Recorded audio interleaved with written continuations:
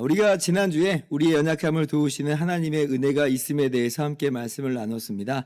우리의 구원의 최종 완성에 이르기까지 그저 이 길이 우리 홀로 걸어가는 길이 아니었던 것이고, 성령님께서 그러한 우리의 연약함을 도우시며, 그리고 하나님께서 모든 것을 합력하여 선을 이루시는 그 놀라우신 능력의 손길로서 우리를 연단하시고 성숙하게 하신다라고 말씀을 드렸습니다. 그래서 우리는 반드시 우리 주 예수님을 닮게 되어 있는 것이고요. 그렇게 주님 다시 오실 때에 그렇게 나타나게 될 것입니다. 물론 우리가 살아가는 인생길이라고 하는 것이 우리가 선택하고 우리가 행동하는 그렇게 우리가 걸어가는 인생길입니다만은, 그러나 궁극적으로 우리가 이러한 하나님의 도우심 가운데 있다.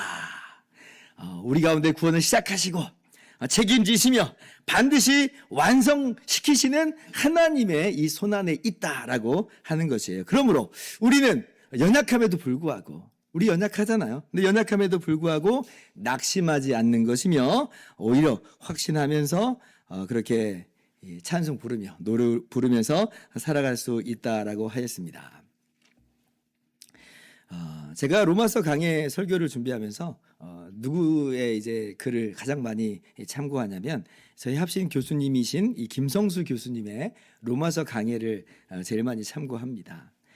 교수님 책 중에 참 공감을 많이 하게 되는 이런 내용이 있었어요. 한번 들어보세요. 살아가는 동안 내내 하나님 앞에서 자신을 살필 때마다 새삼 나의 무지함과 연약함을 확인하게 되며, 그리고 갈수록 나의 죄가 더 깊이 드러나는지라 과연 내 죄의 뿌리가 얼마나 깊고 어디까지 뻗어 있는가 탄식할 뿐입니다. 이런 나를 보면서 밝은 미래를 예상한다면 제정신이라 말하기 어려울 것이며, 맨정신으로는 구원을 낙관할 수 없을 것입니다. 나 자신을 바라보는 한 절대 무리라는 것을 점점 더 분명하게 알게 됩니다.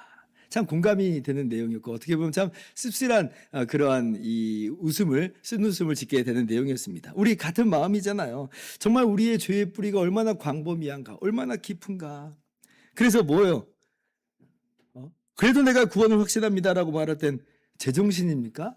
지금 자기 자신을 좀 보면서 얘기하십시오. 맨정신으로 그렇게 생각할 수가 있겠습니까? 라고 지금 우리 마음 가운데 든다는 거예요. 제정신으로는 맨정신으로는 내가 나의 구원을 확신할 수가 없노라. 정말 맞아요. 내가 나의 구원의 근거라고 한다면, 내 구원의 확신의 근거라고 한다면, 여러분, 내가 내 구원을 유지하고 책임지면서 나가는 길이라면 우린 그렇게 말할 수가 없습니다. 제정신인 한, 맨정신인 한 그렇게 말할 수가 없어요. 그러나 내가 아니고 하나님께서 책임지시고 하나님이 시작하시고 완성하시는 길인 것이니 우리는 참으로 정말 다행이다 라고 하면서 안심을 하게 되는 것이에요. 오늘 우리가 함께 읽은 이 본문 말씀은 바로 그러한 우리의 확신을 다시 한번 분명하게 하는 겁니다. 이 몇 가지의 이 의문문을 가지고 반어법을 사용하면서 이걸 이제 뭐라고 문법적으로 설명을 하는지, 이 반어법적 의문문 이렇게 얘기하나요? 그러니까 이런 의문문을 사용하면서 반어법을 쓰면서 더욱 감동적으로 우리가 얼마나 분명한 확신 가운데 있는 것인가라고 하는 것을 우리 가운데 분명하게 교훈하여 주시는 거예요. 그래서 오늘 말씀 보면서 정말 내가 받은 그 구원이 얼마나 분명하고도 확실한 것인지를 다시 한번 분명하게 깨달아 아실 수 있기를 바랍니다. 자, 그래서 31절을 봅시다. 그런즉 이 일에 대하여 우리가 무슨 말하리요? 이 31절에 이 일이라고 하는 것은 지금까지 우리가 말하여 온 바예요. 하나님께서 우리를 위하신 일이다. 우리의 구원을 시작하시고 끝까지 책임지시는, 도우시면서 역사하시면서 마침내 완성하시는 하나님의 일하심이에요. 자, 이 일에 대하여 우리가 무슨 말하리요? 할 말 없다는 거예요. 더 이상 할 말 없이 너무나도 분명한 것이다 라고 하는 거예요. 그래서 사실 더 말할 필요도 없는 것인데, 근데 바울 사도께서 더 몇 마디를 해요. 더 몇 마디를 하면서 정말로 우리 안에 조금이라도 남아있는 모든 의심과 모든 불안, 모든 낙심과 절망을 완전히 하나도 남김없이 다 제거하고 박살을 내는 것이 이 이하의 말이다라고 하는 것이에요. 그러면서 네 개의 누가라고 하는 이 의문문으로 반어법을 쓰면서 그렇게 말씀을 하십니다. 네 가지의 누가라고 하는 이 단어가 나와요. 자, 그래서 봅시다. 첫 번째 누가 하는 내용이야. 31절 하반절. 만일 하나님이 우리를 위하시면 누가 우리를 대적하리요. 32절.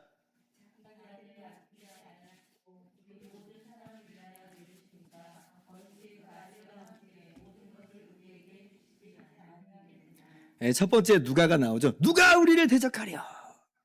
만일 하나님이 우리를 위하시면 이라고 하는 말씀은 지금 우리에게 어떤 불확실한 어떤 조건을 상기시키면서 말씀하시는 것이 아닙니다. 이 만약 하나님께서 우리를 위하시면 우리를 대적할 세력은 아무것도 없을 것인데 라고 하는 이런 말이에요. 자, 그러면 그 다음에 정말 하나님이 우리를 위하시는 게 맞습니까? 이렇게 좀 질문이 나올 수 있겠죠? 정말 하나님이 우리를 위하시는 게 맞습니까? 하나님이 우리를 위하신다면 정말 대적할 것이 없는데, 근데 정말 하나님이 우리를 위하시는 게 맞는가? 라고 할 때 바로 32절에 하나님이 우리를 위하신다라고 하는 것은 너무나도 분명하게 말씀해 주시는 거죠. 자기 아들을 아끼지 아니하시고 우리 모든 사람을 위하여 내주신 분이다. 하나님이 바로 그런 분이다라고 하는 거예요. 그러니 하나님이 우리를 이렇게 위하시니 그러므로 정말 누가 우리를 대적하려. 우리를 대적하려. 여러분 그렇습니다. 정말 하나님께서 우리를 위하여 하나님의 아들을 아끼지 아니하시고 내어주셨어요. 하나님의 아들이신 예수님은 아버지의 뜻에 순종하여 이 땅에 오신 것이고 아버지의 뜻에 따라 대신 십자가에 달려 죽으신 것입니다. 우리가 죽기까지 우리를 사랑하신 예수님의 사랑을 이야기하지만요. 더불어 그 사랑이라고 하는 것은 무슨 성자 하나님만의 사랑이 아닌 것이고요. 성부 하나님의 우리를 향한 그 사랑 또한 함께 담아내고 있는 것이에요. 말하자면 우리가 오해를 피해야 될 게 뭐냐면 무슨 성부께서는 막 팔짱 딱 끼고 진노하심 가운데 있으신데 성자께서는 우리를 사랑하셔서 하나님의 진노를 중보하시는 누그러뜨리는 그런 그림, 이거는 이제 완전 오해와도 같다는 거예요. 일부만을 지금 보여주는 거지 그것이 전체를 그려내는 내용이 아닙니다. 자, 물론 삼위일체 하나님께서 공의로 판단하시고 죄인을 향한 하나님의 공의로운 진노, 분노를 나타내시는 건 분명한 사실이에요. 맞아요. 그러나 동시에 우리가 알아야 될 것은 뭐냐면 하나님께서 그 기쁘신 뜻에 따라서 그리스도 안에서 택하신 자들이 있다는 것이고요. 그리고 그 택하신 자들을 위해서 구속자들 아들을 내어주셨다는 거예요. 아들을 내어주신 이가 다름 아니라 아버지세요. 아버지께서 팔짱 끼고 있는 그림만이 아니라 그냥 진노하시고만 있는 그런 그림이 아니라 아들을 내어주신 분이 바로 하나님이시다. 그렇게 해서 우리 택하신 자들의 모든 죄값을 다 치르도록 하신 분이 바로 아버지다라고 하는 거예요. 그래서 성부 하나님께서 대표격이 되어서 표현되는 이 사랑이 우리를 향하신 그리스도 예수의 사랑만큼이나 정말 성경에 보면 많이 또 그리고 강력하게 기록이 돼 있어요. 오늘 32절에도 바로 그 이야기예요. 자기 아들을 아끼지 아니하시고 내어주셨다. 아니 세상에 아들을 아끼지 아니하시고 내어주신 사랑이라고 한다면 아니 이거보다 더 큰 사랑이 세상에 어디 있는 거예요. 이거보다 더 강력한 사랑이 세상에 어디 있어요. 이것보다 어떻게 더 사랑을 더 완전하게 표현할 수가 있겠습니까? 우리가 흔히 하는 말 있잖아요. 차라리 내가 아프면 아팠지 아니 자식 새끼 아픈 거는 눈 뜨고 보지 못하겠다. 그럴 정도로 우리가 자녀를 마치 나처럼 아니 나 이상으로 사랑하는 것인데 하나님께서 하나님의 사랑하는 아들을 내어주셨다라고 하는 것은 얼마만큼 우리를 사랑하신다는 말인 거냐. 그래서 로마서 5장 8절에 하나님께서는 그 사랑을 이렇게 분명하게 말씀하여 주시죠. 우리를 향한 하나님의 사랑의 최종판이다. 최종 확증이다. 완전한 입증이다라고 하는 거예요. 우리가 아직 죄인 되었을 때에 그리스도께서 우리를 위하여 죽으심으로 하나님께서 우리에게 대한 자기의 사랑을 확증하셨느니라. 확증이다라고 하는 말은 입증하다, 전시하다라고 하는 그런 말이에요. 분명하게 똑똑히 보도록 드러내 보여주셨다는 것이죠. 심지어 요한 1서를 보면 이러한 하나님의 사랑을 일컬어서 하나님 그분이 바로 사랑이시다라고까지 이야기하세요. 하나님이 사랑이시다. 요한 1서 4장 8절 이하를 봅시다. 이는 하나님은 사랑이심이라. 하나님의 사랑이 우리에게 이렇게 나타난 바 되었으니 하나님이 자기의 독생자를 세상에 보내심은 그로 말미암아 우리를 살리려 하심이라. 10절 같이요.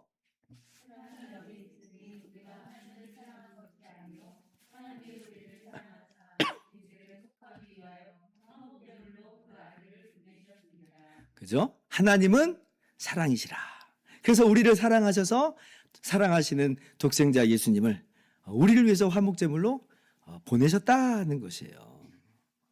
하나님은 우리를 사랑하신다. 하나님은 우리를 이렇게나 위하신다. 그러니 만일 하나님이 우리를 위하시면 누가 우리를 대적하리요 했는데, 정말 하나님이 이렇게 우리를 위하시니, 이렇게 사랑하시니 그 어떠한 세력도 우리를 대적할 수 없다. 우리를 반할 수 없다. 라고 하는 것이에요. 우리 연약함이라고 하는 것도 세상의 환난과 시련과 어떠한 박해조차도, 원수 마귀의 그 집요한 유혹조차도 우리를 대적하여 우리를 하나님의 그 기쁘신 뜻에서 끊어내는 그러한 일은 있을 수가 없다는 것이에요. 물론 이러한 것들이 그 자체로 없다는 얘기는 아닙니다. 우리 연약함 여전히 있죠. 어떤 시련이나 환난이나 박해들 있죠. 원수 마귀의 집요한 유혹이 있습니다. 그러나 그것들이 우리를 망하게 하지 못한다. 왜냐하면 하나님이 우리를 위하시기 때문에, 아들을 주시기까지 우리를 사랑하시기 때문에 누가 우리를 대적하리요. 우리가 이러한 놀라운 하나님의 위하심, 하나님의 사랑 안에 있음을 여러분 믿으시기 바랍니다. 이와 동일한 의미가 네 번째 나오는 또 누가, 이 의문문에 다시 한번 분명하게 반복되어 말씀하시죠. 이번엔 35절로 가봅시다. 누가 우리를 그리스도의 사랑에서 끊으리요. 환난이나 공고나 박해나 기근이나 적신이나 위험이나 칼이랴. 36절.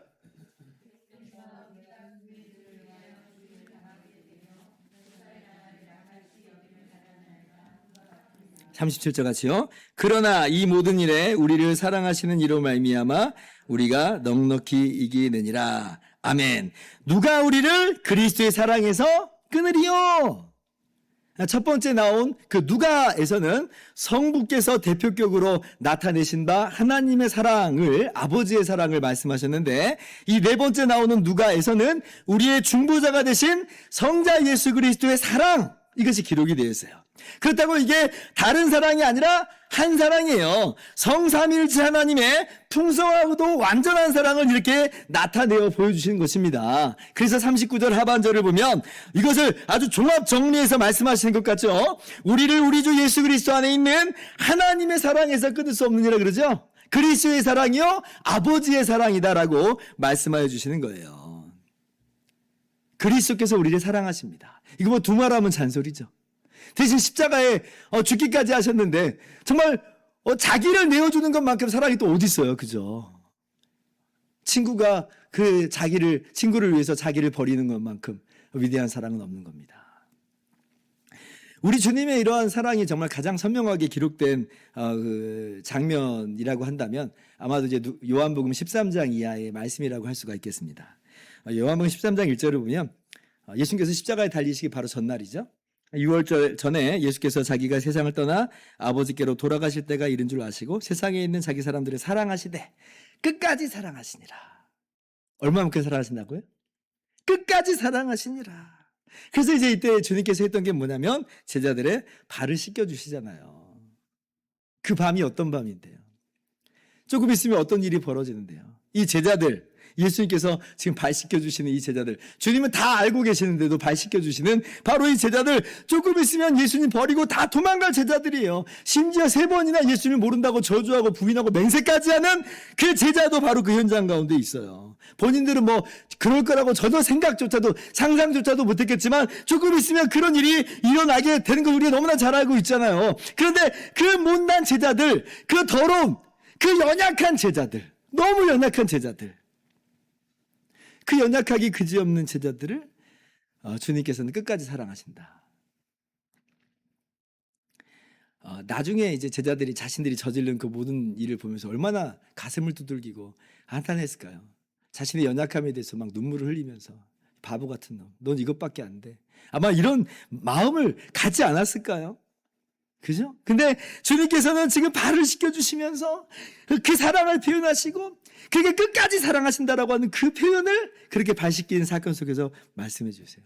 그리고 이제 그들을 위해서, 택하신 자들을 위해서 대신 십자가에서 죽으시는 것이 바로 그 십자가의 내용이었습니다. 그러니까 그 주님께서 죽으시고 3일 만에 부활하셨을 때 제자들을 찾아가셔서 그 두려움과 연약함 가운데 떨고 있는 제자들을 찾아가면서 하신 말씀이 이거잖아요. 너희에게 평강이 있을지어다. 야, 세상에. 자신이 저질러 놓은 그 죄악들, 더러움들, 연약함 때문에 또 주변에 정말 그 위협 때문에 벌벌 떨고 있는 그 제자들에게 찾아오셔서 아무 말씀 안 하시고 평강이 너에게 있을지어다 이렇게 말씀하세요. 이 얼마나 놀라운 사랑이에요. 끝까지 사랑하시는 우리 주님의 사랑을 너무나도 우리가 잘 보게 되는 거죠. 이러한 사랑으로 바로 우리가 사랑을 받았다라고 하는 것이에요. 자, 그런데 오늘 말씀, 그래서 우리가 이제 넉넉히 이긴다, 이제 그렇게 말씀을 하는데요. 이 넉넉히 이기는 걸 좀 더 자세히 들여다보면 더 기가 막힌 내용이 있어요. 오늘 로마서 말씀이 인용하는 이제 구약 성경 구절이 있습니다. 36절을 보면 기록된 바, 이렇게 되어 있죠. 기록된 바. 그러니까 구약 성경 인용한다는 거예요. 어디를 인용했냐면, 시편 44편 22절을 인용했습니다. 근데 그 인용하는 그 내용이 너무 기가 막혀요. 너무 기가 막혀요. 여러분, 우리가 이 세상 살아갈 때 우리 자신의 연약함과 또 세상으로부터 오는 여러 이제 풍파들이 있는데요. 근데 그 중에 어떤 시련이 있냐면 이런 게 있어요. 예수님을 믿는 사람답게 사는 것으로 말미암아 오는 고난.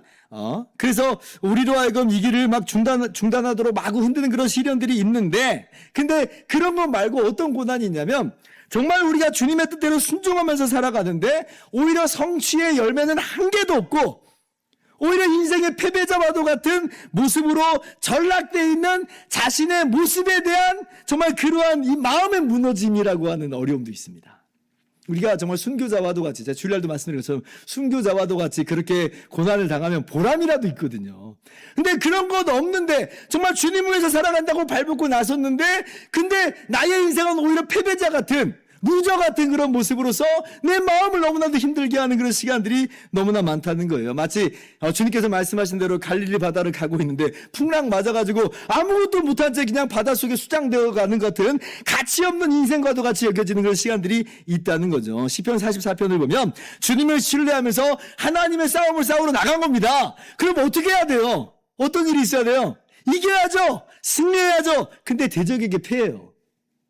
대적에게 패해서 욕과 수치를 당하는 그 배경이 시편 44편의 배경이에요. 그 안에서 부르짖는 거예요. 시편 기자가. 정말 말도 안 되는 것 같은 상황인데 근데 우리의 삶 속에서는 이런 일이 실제로 비일비재하게 있더라고요. 제 주변만 해도 아니 주님을 사랑함으로 모든 자기 시간과 재물과 모든 능력과 수고를 다해서 뭐 교회 개정한다고 나선 목사님들이 많습니다. 그런데 그러면 교회가 부흥하고 성장해야 될 텐데 지금 처한 상황이라고 하는 건 뭐예요? 다달이 돼야 되는 그 임대료, 계속해서 올려드는 공과금, 재정적인 어려움이 있어요. 심지어 건강에 어려움이 있어요. 남편이 아내가 암에 걸렸네. 그러면 아니 그 교회 공동체가 아주 많은 사람의 숫자가 모여서 하나님을 찬양하는 공동체인가? 아니요, 손에 꼽을 정도의 사람들이 모여 있어요. 이게 어떻게 된 거예요? 어떻게 된 거예요? 그러니까 이러한 것 때문에 막 마음이 낙심이 되고 연약함 가운데 탄식이 터져 나오는 거예요. 하나님 이게 뭡니까? 나 사랑하시는 거 맞나? 이런 기가 막힌 일이 5만 가지 생각이 다 드는 거예요. 내가 뭐 잘못한 것 있는가? 혹시 하나님이 나 버리신 것 아닌가? 나만의 지금 착각 속에서 내가 살아가고 있었던 것 아닌가? 이러한 연약함 때문에 우리 마음이 막 흔들흔들하고 있는데, 그러나 우리 대신 십자가에 달리신 예수님을 딱 바라볼 땐 그 모든 의심이 그 모든 연약함도 다 벗겨지는 거예요.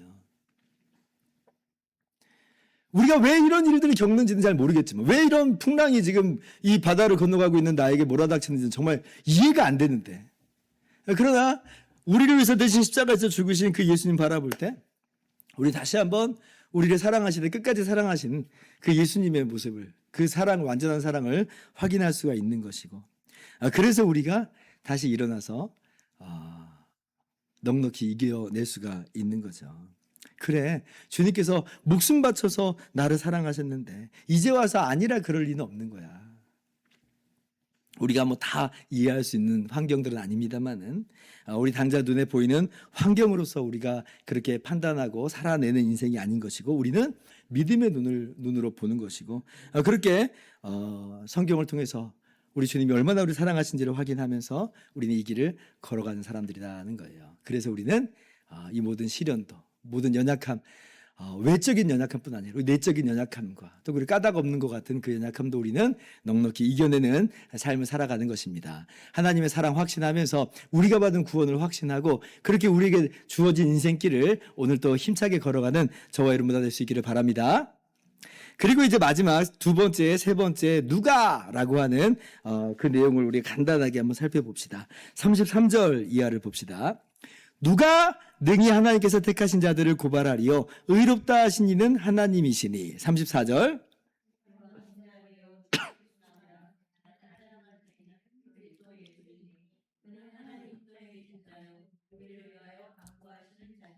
네, 두 번째 누가 고발하리요 나오죠? 세 번째 누가 정죄하리요 이렇게 나옵니다. 자, 먼저 누가 고발하리요 이제 그래. 누가 고발하리요. 우리 사회를 보면 법정으로 이제 끌고 가는 이제 그런 일들을, 그런 경우들을 종종 보게 됩니다. 저 사람 분명 죄 있다는 거예요. 그래서 고소하고 고발하고 법정에 세우고 그래서 그에 걸맞는 벌을 받게 하는 거예요. 이게 이제 고발이라고 하는 내용입니다. 근데 누가 고발하리요 라고 하는 것은 아예 그런 고소 고발거리가 안 된다는 거예요. 없다는 거예요. 오히려 그렇게 고소를 하게 되면, 고발하게 되면 오히려 무고죄로 그렇게 뒤집어지는 그런 이 사안이라고 하는 것입니다. 누구에 대해서? 우리에 대해서 그렇게 고발할 자가 없다는 거예요. 그만큼 우리는 무죄가 확실하다는 겁니다. 우리는 무죄예요. 하나님께서 택하신 우리는 무죄다. 여러분, 우리가 죄가 없습니까? 우리가 뭐 절대적인 의미에서 그렇게 죄가 한 개도 없는 그런 사람으로서 의롭다라고 하는 겁니까? 그렇지 않죠. 우리 연약함이라고 하는 건 매일같이 죄짓고 살아가는 그런 종류의 우리 연약한 인생의 모습도 분명히 있잖아요. 그러나 하나님께서 우리를 택하셨어요. 영원 전에 그 기쁘신 뜻대로 우리를 택하셨어요. 그리고 택하신 우리를 위해서 그 아들을 십자가에 내어주심으로 우리의 모든 죄값을 다 치러주신 것입니다. 그렇게 우리 구주 예수 그리스도의 은혜의 복음으로써 부르시고 그렇게 예수님 믿는 우리를 예수님 안에서 거저 의롭다 하여 주신 거예요.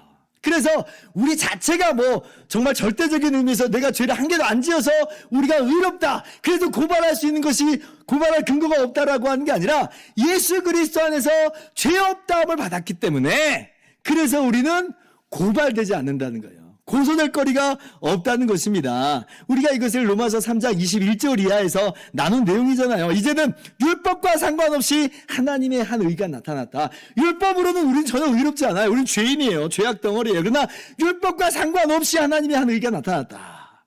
3장 22절 곧 예수 그리스도를 믿음으로 말미암아 모든 믿는 자에게 미치는 하나님의 의니 차별이 없느니라. 예수님을 믿는 자를 의롭다 하시는 하나님의 의가 있다는 거예요. 그래서 율법대로 한다면 우리는 죄인이요 고발당하며 죽을 수밖에 없는 우리였지만 우리가 거저 예수님을 믿는 것으로 의롭다함을 받았다. 하나님 우리를 의롭다 하셨다. 그러나 그렇다고 뭐 하나님이 그러면 하나님의 공의를 훼손하신 것은 아닌 것이. 왜 그래요? 우리와 하나 되신 예수님께서 우리의 모든 죄값을 치러주셨기 때문에 그렇죠. 주님의 공의가, 하나님의 공의가 훼손되는 바는 없는 거예요. 24절 그래서 같이 읽습니다. 시작.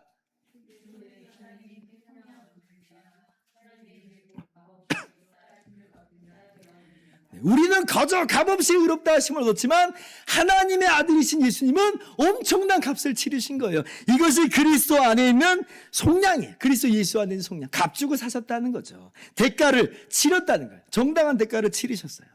그리고 우리는 정말 치른 것 아무것도 없이, 우리가 행한 것은 아무것도 없이 오직 예수님을 믿음으로 거저 의롭다함을 얻었다라고 하는 거예요. 이것이 영원전에 하나님께서 택하신 바고 그 택하신 바가 이 인생 속에서 이렇게 나타난 것이에요. 그러한 하나님의 택하심, 하나님의 놀라운 구원의 그 손길 안에 우리가 자리하고 있는 것이니, 그러니 하나님께서 영원전에 그렇게 택하신 계획대로 모든 것이 이루어지고 있을 때에 하나님의 계획은 변함이 없는 것이니 누가 우리를 고발할 수 있겠느냐라고 하는 것이에요.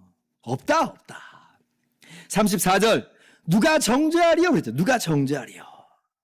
이 정죄하리요는 비슷한 맥락이지만 이런 뜻을 하나 더 담아내고 있다고 보여져요. 자, 혹시 정말 고소 고발이 들어왔다고 예를 들어봅시다. 그러나 그럴지라도 유죄 판결을 받지 않는다는 말이에요. 유죄 판결을 받지 않는다. 아무리 지금 사단이 고소할 수 없는 걸 보고 지금 그냥 이미 마음을 접었겠습니까? 아니, 그렇지 않겠잖아요. 사단이라고 하는 말뜻 자체가 고소자, 대적자예요. 그러니까 우리를 호시탐탐 그렇게 고소하고 대적하는 존재로서 있다는 것이에요. 그래서 어쩌면 정말 그 건을 가지고 하나님께 막 고소하고 있을지 모르겠어요. 우리를 향해서. 아니, 이 사람 죄졌습니다. 아니, 이 사람 마음과 말과 행동으로서 오늘도 엉망으로 살아갔습니다. 제가 보았습니다. 제가 압니다. 그렇게 우리를 고소하고 있을 것인데, 그러나 뭐예요? 누가 정죄하리요? 우리는 유죄 판결받지 않는다는 것이에요. 왜냐하면 아까도 말씀드린 것처럼 우리의 모든 죄값을 다 대신 치르신 바 우리 주님의 십자가가 있다는 것이에요. 그리고 주님께서 그렇게 죽으시고 그 3일 만에 부활하신 승천하신 주님께서 이 일에 대하여 우리를 향해서 영원토록 중보하세요. 우리 주님께서 간구하신다 그러잖아요. 간구하신다. 주님은 영원한 대제사장으로서 영원한 중보자로서 하나님 보좌 우편에 좌정하여 계십니다. 그러므로 주님의 중보는 영원해요. 영원해요. 바로 그 주님께서 우리를 향해서 중보하세요. 십자가에서 주님께서 이렇게 말씀하신 거 여러분 기억하실 거예요. 다 이루었다. 다 이루었다. 완불하셨다. 우리의 모든 죄값을 완불하셨다라고는 말씀이시면서 그렇게 우리의 구원을 완성하셨다는 말이에요. 그 동일하신 선언이 그 어떠한 고소와 고발이 있다 할지라도 그러한 주님의 십자가 효력 안에서 주님께서 중보하시는 거예요. 내가 저 사람의 죄값을 다 치러줬습니다. 그렇게 주님께서 우리를 변호하시니, 그렇게 우리를 위해서 중보하시니, 이러한 주님의 중보는 영원토록 변함이 없으시니 우리가 그 안에서 분명한 확신을 얻을 수가 있는 것입니다. 아니, 천지 만물을 창조하신 주님께서 우리와 하나가 되셔서 그 모든 죄값을 다 치르셨다는데 여기에 대해서 누가 반박을 할 수 있겠어요? 사단은 정말 끊임없이 고소하고 고발을 들채지만 그 어떤 것도 효과를 발휘할 수가 없습니다. 왜냐하면 주님께서 다 이루셨기 때문에 그래요. 그 다 이루심 안에서 우리를 향해서 중보하시기 때문에, 변호하시기 때문에 그렇습니다. 그러니 누가 정죄하리요? 오늘 말씀을 통해서 우리가 분명히 확신할 수 있으면 좋겠어요. 누가 대적하리요? 누가 고발하리요? 누가 정죄하리요? 누가 끊을 수 있으리요? 우리의 그 어떠한 연약함이라 할지라도, 그 어떠한 환경의 시련과 고난이라 할지라도, 그 어떠한 악한 권세라 할지라도, 심지어 우리의 정말 아무것도 아닌 우리의 이 부족한 업적도 없고 능력도 없는 그러한 우리의 이 초라한 모습 속에서도 우리는 우리의 구원 흔들리지 않습니다. 우리의 확신, 우리는 흔들리지 않는 것이에요. 왜냐하면 그리스도 예수 안에서 영원히 우리를 사랑하신 바, 끊을 수 없는 바 하나님의 사랑이 그렇게 우리를 붙잡고 있기 때문에 우리는 그 사랑 안에서, 그 주님의 십자가 안에서 우리의 구원을 분명하게 확신할 수가 있는 것입니다. 그래서 오늘 말씀은 우리의 구원에 있어서 하나님의 도장과도 같아요. 하나님의 도장. 땅! 하고 찍어주신 거죠. 너무나도 분명하고도 확실하다는 것을 분명하게 말씀하여 주세요. 그래서 우리는 흔들리지 않는 겁니다. 처음에 제가 말씀드린 것처럼 우리 자신을 보면, 우리의 업적과 우리의 환경을 보면 우리는 흔들릴 수밖에 없어요. 뭐 우리한테서 무슨 근거를 찾을 수가 있겠어요. 그러나 우리를 향하신 하나님의 사랑을 볼 때, 우리를 향하신 우리 주님의 십자가 사랑을 볼 때 우리는 비로소 진정한 확신과 흔들리지 않는 그런 견고함을 우리는 얻게 되는 것입니다. 오늘 우리가 그렇게 38절 이하를 교독하면서 말씀을 마치고자 합니다. 내가 확신하노니 사망이나 생명이나 천사들이나 권세자들이나 현재일이나 장래일이나 능력이나 39절 같이요.